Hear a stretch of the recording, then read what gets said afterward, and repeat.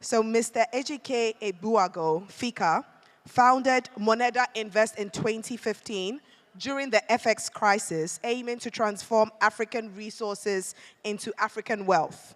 Moneda has created alternative financing, providing $200 million in capital and support to African SMEs in the energy sector. Moneda's CSR initiative, 1952 Africa, Invest in African Creatives. Their first residency program mentored and showcased 5 young artists, achieving a sold-out exhibition within 48 hours. Mr. Ejike is a proud African and uses his businesses and passions to encourage other young Africans to find something to be proud about in their origins. Ladies and gentlemen, could you please help me welcome our second keynote speaker, Mr. Ejike Egbuagu. He will be playing a dual role. After this, he will be anchoring our energy panel. Thank you so much. Thank you. And good afternoon. So, my name is Ejike Egbuagu. And like most of my friends know, I'm always talking about capital. You know, always talking about capital and what do we do with capital. And guess what I'm going to be talking about today? Capital. Why is it important to talk about capital? You know, we're here talking about SMEs in Africa, in Nigeria. And one of the problems that everybody faces, and I'm sure everybody in this room faces, is access to capital. Because capital is the fuel of prosperity. So if we don't spend time understanding why is it that we can't get our hands on enough capital, then we wouldn't be doing justice to today, talking about, you know, SMEs and the growth. So we're going to spend a little time breaking down what we have seen as the key problems in capital for African businesses, whether large or small. We've titled this discussion, Our Capital, the Ultimate Weapon. And many people would doubt that it truly is the ultimate weapon, you know, when we've seen all the challenges that we faced across the country in terms of breaking through in our businesses. Very quickly, we've seen that interest rates in Nigeria especially, and similar to across Africa, interest rates are truly at about 50 to 60%. And I know that the banks might say that their interest rates are at about 38 or 40%, but SMEs here know. How many of you can get loans from big banks? Most of you here are getting loans from other smaller lending businesses that are charging as high as 60%. So yeah, interest rates are between 50 to 60% for the average SME in Nigeria today. Lack of collateral. Typical collateral requirement for an SME is you know, property in Victoria Island, Ikoyi, or something like that, or in Metama. And this has created a funding gap of over $300 billion in financing gaps. And this financing gap are SMEs like some of you here today that have genuine needs for financing, but just cannot access it. $300 billion opportunity. This is the way that a lot of our companies are responding. They're tired. They're tired of all the problems of doing business in Nigeria or doing business in Africa. And a typical SME is saying that, can't I just relax? Can't I just rest? Can't I just get paid some kind of allowance by the government? Now, this is what our economy looks like today in Nigeria. The breakdown, GDP-wise. You would see very easily that there's a massive amount that is allocated to agriculture. Like most people have said, agriculture employs more people in Nigeria than anything else. Agriculture. You look at information and communication. One of the speakers, you know, Justina, on the last panel, she spoke about, you know, what's happening in the digital space, how it's employing people. Half the people in the room are generating content on social media. generating income from information and communications. So you can see where the opportunities lie, where the capital is flowing to. One thing that is very ironic from this slide that my team pulled out was the fact that financial and insurance industry contributes about 4.7% to our GDP. Yet, many of us have seen the profits that are generated from the banking system. Every other month, we see declarations of bumper profits. Every year, the banks are making 100% more. But what is happening in our businesses? We see that at the same time, businesses are shrinking. Opportunities are getting, glimmer and glimmer every single year. Now, part of what we're going to be talking about is how do we get more value out of agriculture, information and communications, and other sectors of the economy that actually drive growth. Because from our experience in Nigeria, the more money the banks make doesn't translate into more money for the economy.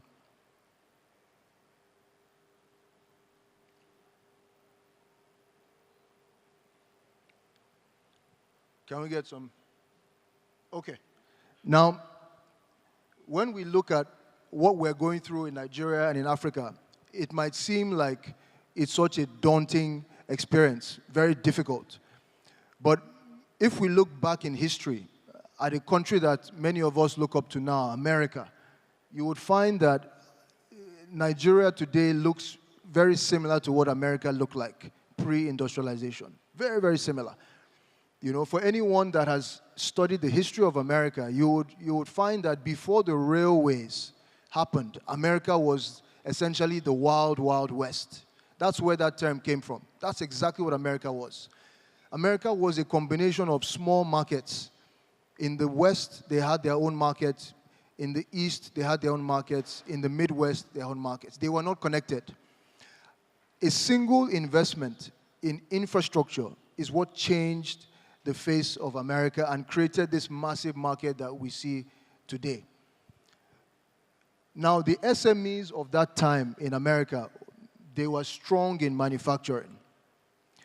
When you think about, many of the things that we enjoy today, like cars, refrigerators, televisions, the initial technology for driving those things, all those things came from SMEs.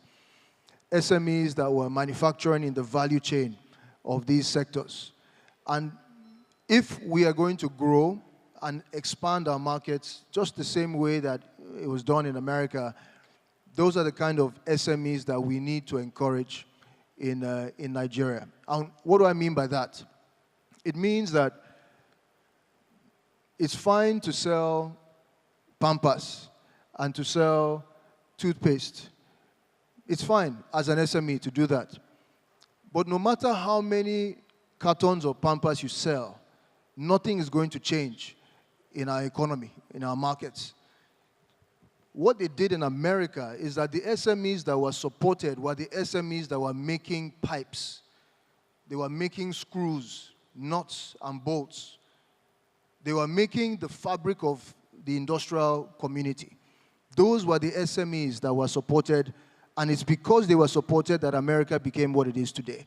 So what are we trying to say? We're trying to say that we need to refocus our attention on the types of businesses that we want to set up as SMEs. We need to rethink our line of business.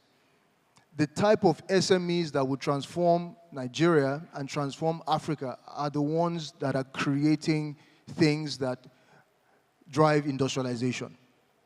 And that's exactly what they did in America. Now, back in America, in pre-industrialized times, where did their capital come from? And it's important because a lot of us here, we're going to be talking about where do we get the capital that we need to drive our businesses. They came from public savings. And what do I mean by public savings? Our pensions, for instance. For anyone here that has worked in a normal job, I started my career in banking. I worked 10 years at Access Bank. I have pensions, the pension contributions that are taken. Many of you wonder, or many of you may have wondered, what has happened to my pensions? Where is it? And we're going to dive a bit deeper into it, because I'm sure many of you here, if I ask you, where is your pensions invested, you have no clue. And we're going to ask ourselves why. Why is that? They got their money from their pensions, number one. They got their money from private wealth. And what that means is that they told all their people that had money abroad and in other places, bring your money back, invest it in this railway, or invest it in this education system, or in this healthcare system.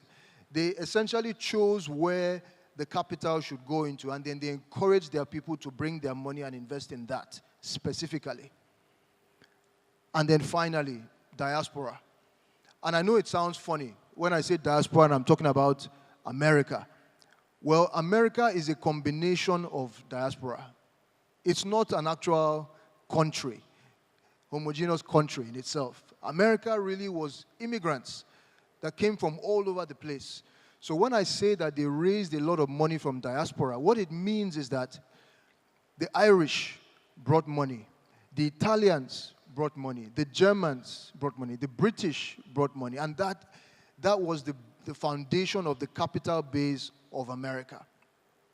And why is it important? Why are we going through all of this? We're going to land back at Africa and Nigeria and how we bring our own capital together to make a difference in our own markets.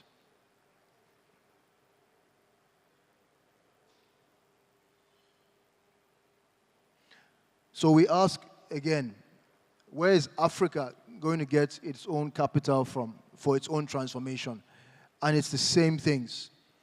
It's pension funds. Today, African countries put together make up about $700 billion of pensions funds and savings. Let me repeat that. 54 countries in Africa put their pension funds together, and that is $700 billion. Again, ask yourself, where is this money? Where is it invested? I'll give you an example.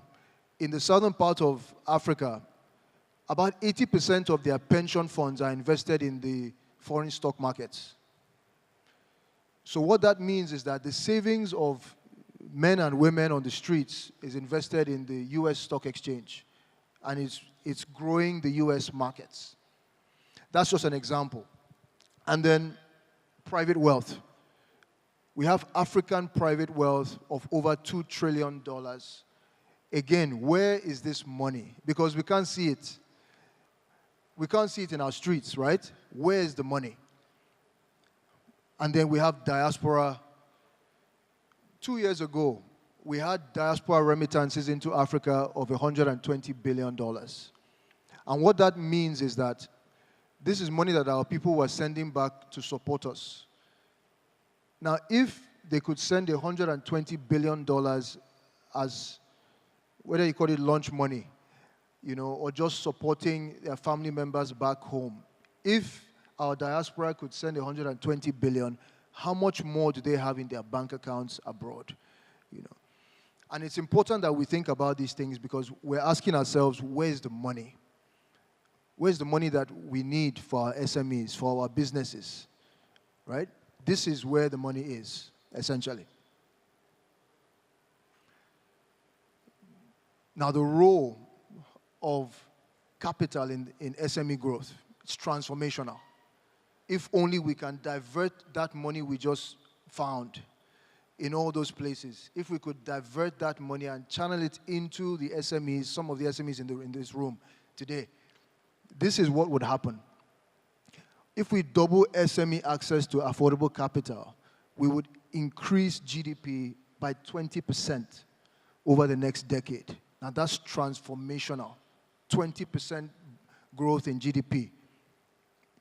We would create over 30 million jobs by reallocating existing capital that we have. Remember, I've not spoken about taking loans from foreign banks or taking loans from the IMF or World Bank. I didn't talk about that. This is our capital. This capital belongs to Africans, right? It's not foreign. It's our capital. The issue is, what are we doing with it? Where are we channeling the capital? Now, if we channeled it into SME financing, this is the impact that we would have in our markets. It would totally change our countries. It would change our lives and our infrastructure. A very quick problem that I want to share, and this has to do with regulation. It has to do with policy. And as we get bolder and we get older, we start to challenge policymakers. We start to get very direct in the criticisms that we give. So I want to share with you something that has happened to all of us here. Some of us are aware of it, and some of us are not. The size of Nigeria's pensions has grown over the last few years. It has grown from 13 trillion naira to 21 trillion naira. All right? Can we please clap for Nigerian pensioners?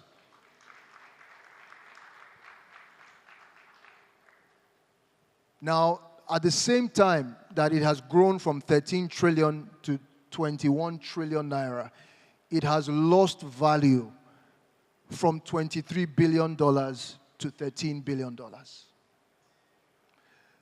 Now, how did this happen? And what does that even mean? It means that net loss is our story.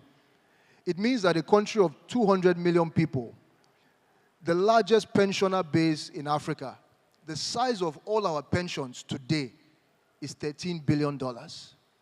That's what it means. And why?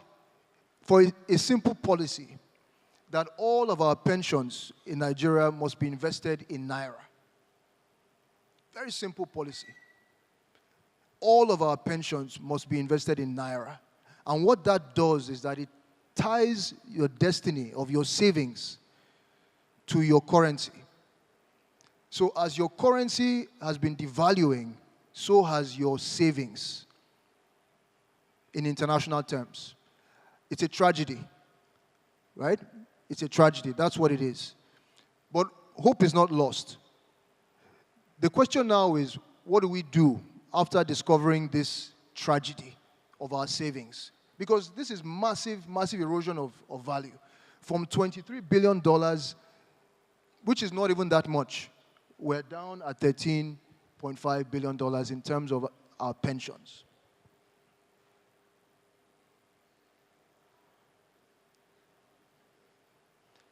We have to turn things around, all right? That's what we need to do. We need to turn things around. And it's not just for our benefits. We have our children to think about, and we have the other generation after them to think about now, because these are public savings. We need to drive investment into things that rebuild dollar wealth. And I'm talking about things like agribusiness, things like natural resources, like energy, things that build up wealth again from scratch, because we've lost it already. It's been mismanaged in terms of pensions and public savings. So we need things that intervene in those industries that make a difference, and I'm talking about agriculture, I'm talking about energy, minerals, things that build up dollar reserves and dollar revenues.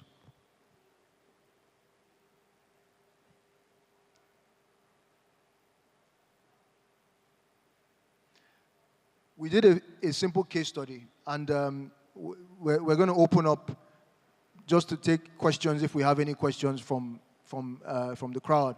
Because what I'm sharing is a bit provocative. For anyone that's really thinking about it and that is Nigerian and cares about your pensions, maybe you're a pensioner yourself, right? It's provocative, what I'm telling you. So I want to give an opportunity for us to have conversations about it. But we did a case study and compared ourselves to South Africa. Very simple case study, right? Right now, the analysis of our pensions is $1,000 per pensioner in Nigeria. When you compare it to South Africa, that's $70,000 per pensioner, per capita. That's the first thing that we saw. The next thing that we saw was how the pensions were utilized. And the next slide is going to show you very clearly the difference, in intellect and strategy. When you take money and just throw it in the air, and when you push money strategically into different things, they create two different impacts, two different results. And you'd see very clearly why we're where we are compared to South Africa, why they're where they are in terms of their pension utilization. The first thing that you see here is that 60% of the South African pensions is invested in equities. In equities. What that means is that, just like Adesua was speaking about on the first panel, what private equity is doing, how she's invested in 10 companies, women-led companies, and building up their capacity from the ground up.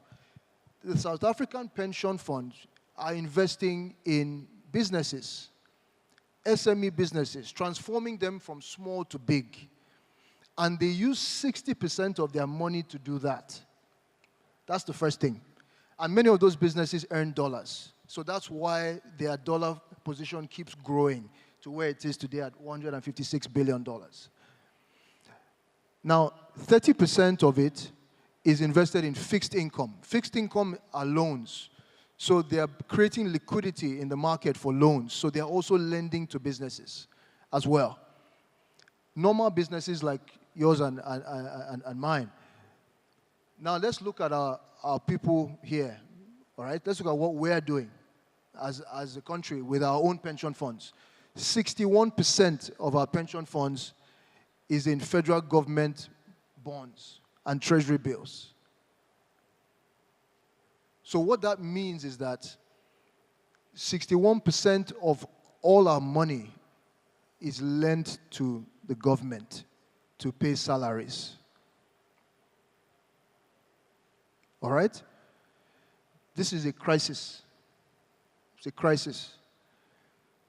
And it creates the result you will expect when you use money in this way. That is the reason why our pension funds have devalued the way they have, because we have lent it all to the federal government, who borrows in Naira. There's a lot of change that needs to happen here, but I promise you that the change, it starts with you speaking about it, all right? And continuing to speak about it and question, why is this the case? What have you done with our pensions? Why are pensions not growing as opposed to shrinking? But nothing will change if we don't speak about it and we don't recognize the impact of this. And why is it important to me in this conversation at MMC 6.0? It's important because we're at a crossroads. We're asking ourselves, where are we going to get the capital for our continent to grow and expand? And I'm saying that we have the capital. The problem is we're doing rubbish with the capital. We have to change what we do with our capital so that we can see the results that we want to see.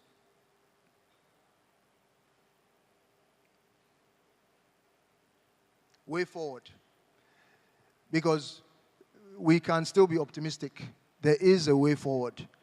Number one, pensions reform. And I know it's easy to just say to the government, but I promise you that it is people like you and I that make the government work. And we have to be speaking the same language and speaking very clearly. Nigeria's pensions must wake up, or we will all not survive. Bring back our dollars. In the analysis, we said that we have about $2.4 trillion of private wealth invested across the world, Africans. It's time that we started bringing it back into our markets, without any fear of prosecution. Because I know many people are afraid to bring dollars back because there might be prosecution by governments. We need to remove that prosecution and allow dollars to come back. And we need to finance critical SMEs. And I'm talking about the SMEs that make a difference for economic development. These are the SMEs that are excavating sand and transporting sand for construction. The SMEs that are making paint, you know, the SMEs that are making nuts and bolts, building materials, making chemicals for drilling. Those are the SMEs that will transform our markets, and those are the SMEs that should get our capital.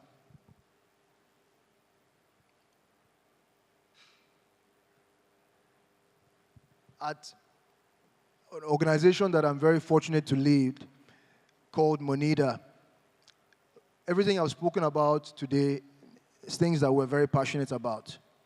And it's not just passion, but we've devoted our capital, our expertise into building the businesses that make a difference. You know, and I've chosen to just share our mission and our vision as part of what I'm trying to explain, that it should be part of all of our visions and our missions. We've defined ours as our mission is to trigger unconventional growth in natural resource value chains in Africa using alternative credit and world-class execution. Our vision is to transform African natural resources into African wealth. And very simply, we've said we'll do our part, and we hope that you do yours. Thank you.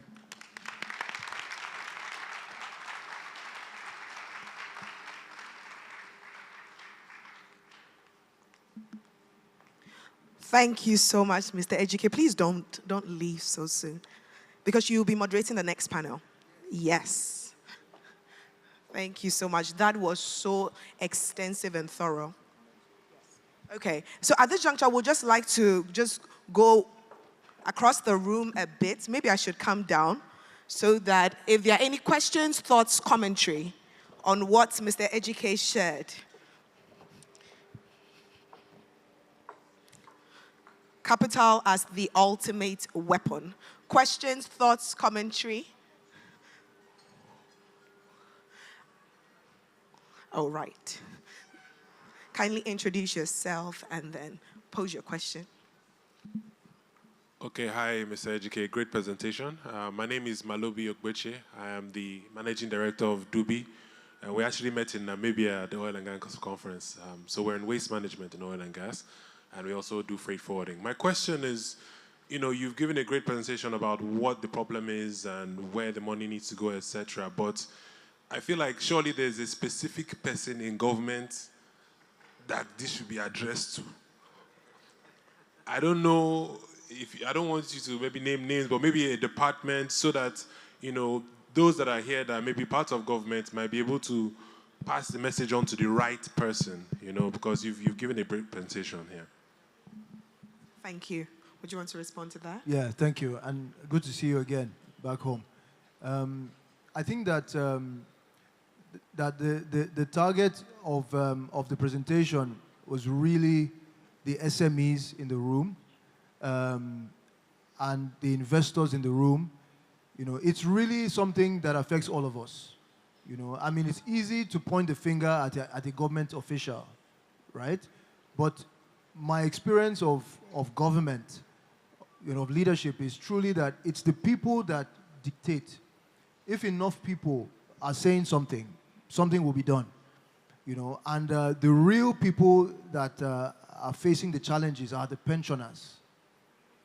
The pensioners. And it's the pensioners that would demand what they want, you know. And it's not a case of just government pensioners. It's really all of us. I have pensions, you know, and I really care about this, you know. So we need to basically be demanding from, whether it's from our pension fund managers, who then will push it up the chain. Essentially right now, our pension funds are not allowed to invest out of Nigeria and out of the Naira, which is a problem for us as a country and as pensioners. So there's some reform that needs to happen there. But we need to take it up. You need to speak to your pension fund managers and complain about your returns. Yeah. All right, okay, we have another question here. Okay, All right. Lovely presentation, Mr. Ejike. My name is Golden Chika Okafo, solo entrepreneur. I just want to ask, the last thing you said is that we should do our part. So as a young entrepreneur and as a young individual, how do I directly influence the change to this effect? Thank you. In terms of doing your part, I think we have different parts to play, depending on where you are. If you've worked up to 5 years, 10 years, like I have, my part is demanding better, policy and better returns from my pension fund managers. That's one thing. The second thing is on the private wealth side. Many of us have been fortunate, to have some of the best educations, and we and our families have assets around the world, right? And it's good to have assets around the world, but it's better to have producing and dollar-generating assets in Africa. It's better, and that's part of a conversation that needs to happen. We need to repatriate significant portions of our collective wealth in foreign markets. We need to repatriate it and put it to work here on the continent. There are different markets to play with. It doesn't have to be Nigeria, even though it's great if it's Nigeria, but Africa is a continent that is just begging for Africans to wake up. All right, thanks. Yeah, right. My name is Charles Anderson, and to say the least, I'm irked by what I've just heard today, because when you are listening to someone speak about a topic or a subject that is not your focus, you get to learn a lot more. And I'm happy that in this room you have a cocktail of people. You have the older people, the guys who are in their middle ages, and a lot of young people who are listening up and try to learn and all of that. But then, do the pension people who contribute what you call it, pension, do they have a group, like a pressure group that can sort of like speak out for them and say, listen, we have a stake in this thing. We want to understand how our monies are being invested. How does that happen, right? Is it possible to do this? Number two, can there be a legal way to stop this? I mean, for example, if I don't know what it is it an executive order or is it a legislation that makes the investors of these funds investing in Naira as against investing in foreign currency? Can this not be stopped? Is there a way this can be stopped? And again, since you're irked by this, and of course you've come out to talk about it, what have you thought about? Is there a way we can sort of like look at this thing and say, this has to stop, or we can channel the monies into this and that or the other? Yep. Thank you. In terms of the first question, a pressure group, I'm not sure we have. I'm not sure we have pressure groups like that. Maybe it's a good idea to try and form these. But it's difficult because pensioners are so vast, across the country. I know we're a massive country, so it's difficult to really coordinate those kind of things. But I know that some industries have their own groups. In oil and gas, there are groups like that. I'm sure in agriculture there might be, but industries have their own groups. I think that there's definitely a good idea of seeing how to create more synergy, to push one agenda, and you can accomplish more with that. Definitely, that's a good idea. In terms of what can potentially be done, I think that the beginning is pension reform, and we don't have to look too far. When you look at South Africa, in the portfolio breakdown that I showed, you can easily see what works. Not too far away. You can easily see it. Until we have our public savings, our private wealth, and our diaspora capital supporting businesses, we would not have transformation of our markets. The three must support businesses. It cannot be in treasury bills, because treasury bills don't support industry. You know, so it's not so complicated to change. We have examples that we can look at. In other parts of Southern Africa, there are even more extreme cases, you know, towards the dollarization. I mean, and I'm sure that we're tight on time, but I'll just give a very quick example of a country that many of us have heard of, Botswana. You know, Botswana is the largest exporter of diamonds in the world. Botswana has a population of about 2.5 million people. Now, Botswana's government pension fund, and I would say maybe the government workers might be 10% or 15% of their population. The government workers' pension fund, the size of their pension fund is $10 billion. And this is 10% of 2.5 million people. And that's almost the same size as Nigeria's pension fund. 80% of their pensions are invested in foreign markets. And it's only now that they are beginning to say, okay, let's bring back some of our pension funds abroad and create local industries. You know, so we are the other, you know, side of the spectrum. We're all in Naira. They were all in dollars. And they are now trying to come back to a middle ground to create local industries. You know, so we have examples we can look at and we can implement from the policy side, you know, and then we also have a lot of intellectual talent that can support, you know, in how this thing is crafted so that it can work for all of us. Thank you. Thank you so much, Mr. Ejike. A round of applause for him. Because of our time constraints, we'll have to continue with the rest of the program. But then if anybody else has any questions left for him, you'd have the opportunity to do when you indicate to one of these ladies, and then you get to have a one-on-one with the different panelists. Thank you very much for your understanding.